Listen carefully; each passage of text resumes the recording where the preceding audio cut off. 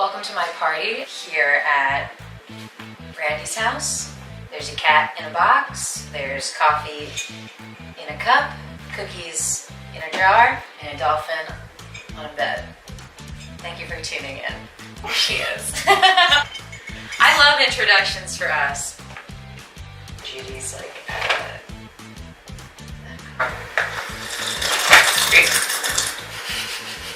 So how are your auditions today? oh, it's fine. Nothing more horrifying than walking into a room filled with every theater professional in Philadelphia, but that's okay. The general property actor. The general Philadelphia Alcoholics Anonymous auditions. That's if I don't book stuff, then I'm like whatever about it.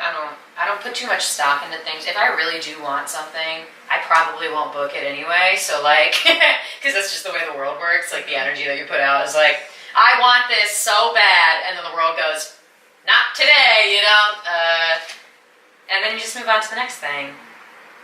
But now I've tried to I'm not a very good auditioner, so I'm just trying not to put as much stock into that. So like, even today I walked out of the room, I was like, I did the thing, I said the words, I sang the notes, I left the room, whatever happens, like go for it, universe, but like I'm not gonna stress out too much about it. Mm-hmm. If I don't book anything from this audition, then like something else will come.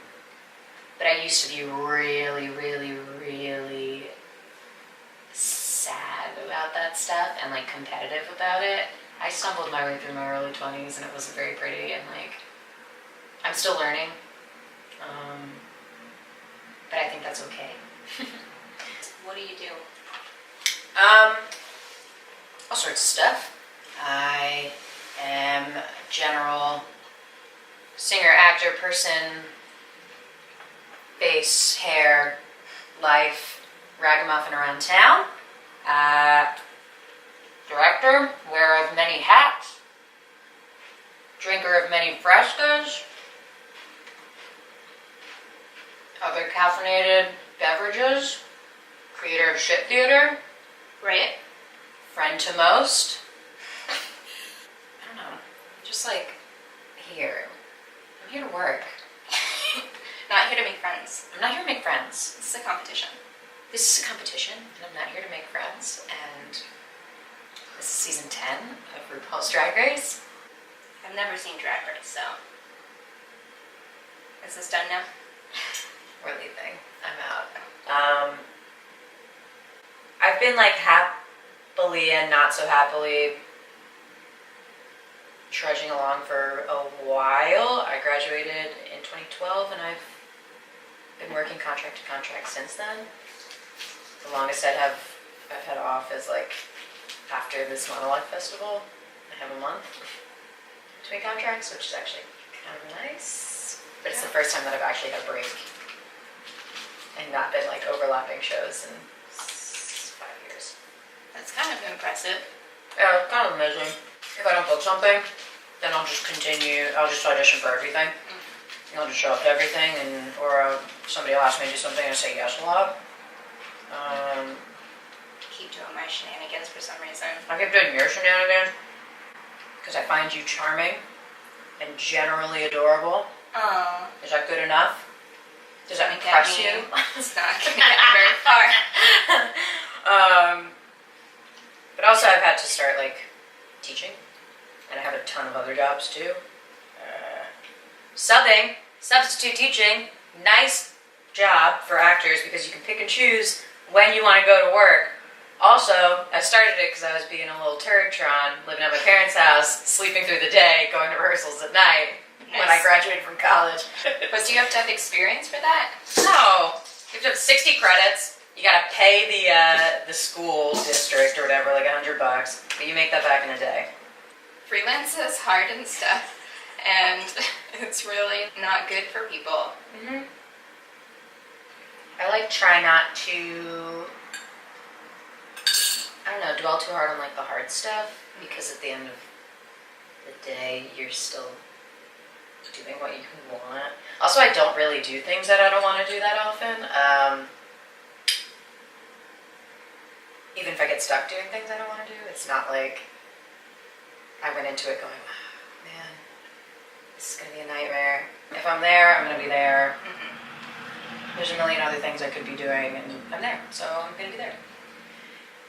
But it is not for everybody, and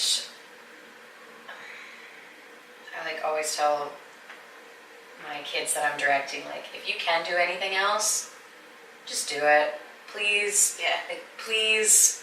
One, I need to work, and the more young people that come up are going to take my jobs, which is like a selfish reason, but also it's just fucking hard. And sometimes it doesn't feel like it's worth it. If I could do anything else, it'd be cool. But like everything stems back to this, and like everything in my life. I love it though. I kind of love being like busy and not having a conventional schedule. Because I love overbooking myself. I'm also frequently sick, so.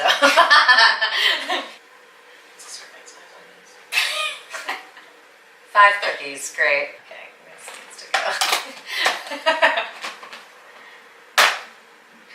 go. Ooh, I'm so excited. Did I tell you I'm going on a vacation for the first time in like a million years? No. I'm going to motherfucking California. What? Yeah. So I pulled some quotes from some really great reviews of your work. Great. Are they actually good, or are they ones that are like, Jenna Kuerzi is a sociopath? Because I got one of those too. The acting is good across the board, although all 3 actors indulge in the inherent melodrama of the script a little too much. But at times they do bring the characters alive, and those are by far the most enjoyable moments of this play. I love that review. It brings me so much joy. I know exactly what show it's from too. So I did a show with Iron Age called Dogfall, and I was playing a small boy because on brand. And the play was really hard and like really depressing. And this person is the same person that called me exhaustively hyper in a review for Midsummer. So I was like, oh, I'm on to you, person, reviewer. I would give this review a B-, because they were trying. Mm-hmm. They just couldn't decide whether they liked the play or not. They're like, yeah, things were sad. I find reviews to be very important, especially bad reviews.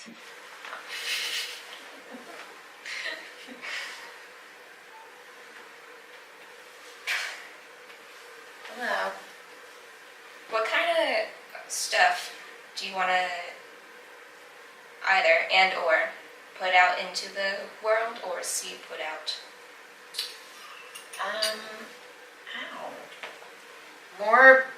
More quality content like this. Honestly. What's happening right now. Part of what I try to put out into the world is that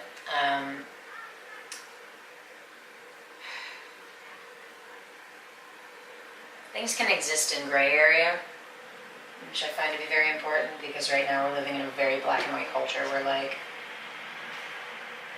you can only be X or Y, you can't be both, or you have to make decisions, like strong decisions, just very, okay, do you think this is right, or is this right, or is this wrong, or is this wrong, and that's your only, and you're like, well, this is right unless, and this is wrong unless.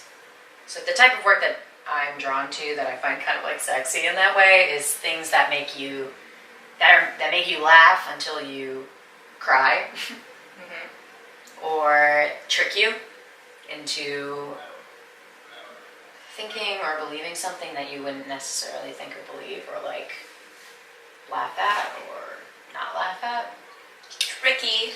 Yeah, I like to trick people. And it's tricky and it's unclear, and we prefer to live in an unclear place, and that's where I where it's make a strong direct decision based on whatever the world you're building is, but that world can be murky.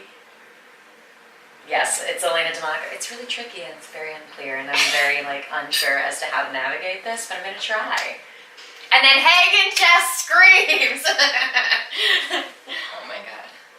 They've adopted you. A little bit. That's cute. Well, because I didn't go to UArts, I didn't know any of them. I didn't know you. I have my On the Rocks family. What's On the Rocks? On the Rocks is a producing platform that Elena DeMonico and Hagen Bryce Walker made. And we've been doing like these shitfest fringe shows for three going on 4 years. And they're my bestest friends. Well, it's funny, in like a lot of rehearsal rooms, I'll just kind of like sit there quietly, just because I don't want to insert myself too much. Because if I'm hired to do a job, like, I'll do whatever you want me to do. Just tell me.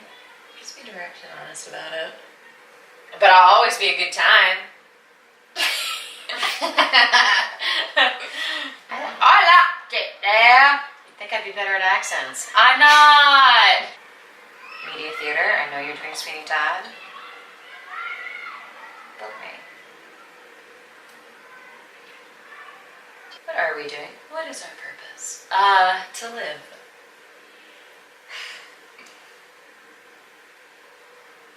We need to alleviate some sort of stress. And I think that theater just helps us, like, I don't know, focus attention on something outside of ourselves and be able to storytell, because storytelling is also like a super lost, dead art. And now we don't do it anymore because what do we do instead? We just kind of like check news. But what is news but like theatrical storytelling? It's like, it's magic. And some people just need to be reminded of magic and that it's possible right in front of them in a darkened room or in a not so dark room or in a basement or in a coffee shop and that's what it is to me. And for me personally, I just try to make people love it as much as I do.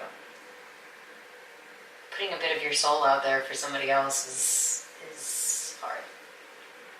Yeah, but I don't know, I think it's fucking cool. I think it's really cool. Even like the dumbest musical, like doo-wahing all throughout Act 1. Even that's kind of cool, because there's a full band. Or like, somebody is finding joy in that and like do it for that person. And that's another reason why I'm incapable of phoning anything in, because I'm like, I'm gonna go 100%, you can deal with it later. I'm gonna give you all I got every night. Every show is gonna be the same because I'm really consistent and I just like care about the audience so much, which is so stupid because it's like kind of abusive. Well, that's the other thing too, is that I always secretly wanted to be a rock star, but that requires practice and like learning an instrument, and I just don't have time for that. So I took the route with less talent and I just became an actor instead. You're still hitting crisis points as you're going along, and like I'm still finding where I fit in this world and this community. But I never thought I was gonna quit, you know? And in my life, I've never actually had that moment where I was like, I don't think I should be doing this. And there's no other option. It'll be fine. We'll work it out. Personal crisis mode, though, every day. You know, something happens and you're like, no. It's okay, though. But I've only recently kind of like settled into that clarity a little bit. It's just been this year, which has been kind of weird, but I guess that's another thing where you're like, okay, take note, don't work yourself to the bone, realize what's important to you, realize the people that are important to you, because in this business especially, like those people won't take advantage of you, and people who aren't actually your friends will, and that's hard to navigate. Sometimes it kind of makes me emotional in that way because I'm like, oh yeah, a lot of people are being taken advantage of in ways that they don't even realize. And when it's like a solid 3 months of like wading through fog for a while, and then when you get out and you're like, oh my God, I need to sit. Like I just need to sit. Me after the Barrymores. The 1 year I went to the Barrymores. That's a fog. That whole night is just a fog. Findy asked me to live tweet for them this year because I was making him giggle. And so I live tweeted for him this year, and like some of my tweets kind of caused a little bit of the unrest that has been happening since the Barrymore So White situation. And like at first I was nervous about it because I was just like tweeting the way that I tweet. And sometimes people don't like honesty. So I wasn't sure if I was going to get in trouble or not for that. And I hate it. I hate the after party every year though. This is just like too much. Yeah. You literally have to be drunk enough to do it. I know. And then this year I was like, I hung out way too long because I went to Quake. Stupid. That's another thing that I've learned. Nothing good happens after 1:30 in the morning. That's really true. If there was one thing about theater that you're like, this is fucking garbage, what would that be? And how can we fix it? Or maybe we don't know, but I think that's garbage. One thing that's garbage. I think we need to stop being so scared. We've like kind of been circling around this a little bit. Why are we so afraid to offend people? Or why are we so afraid to show people something that they haven't thought of before? We're like so careful all the time, and it's just not punk. yeah. And like theater people are the gypsies. They're the people that said the things that nobody else could. So why are we just kind of standing around and telling the same story over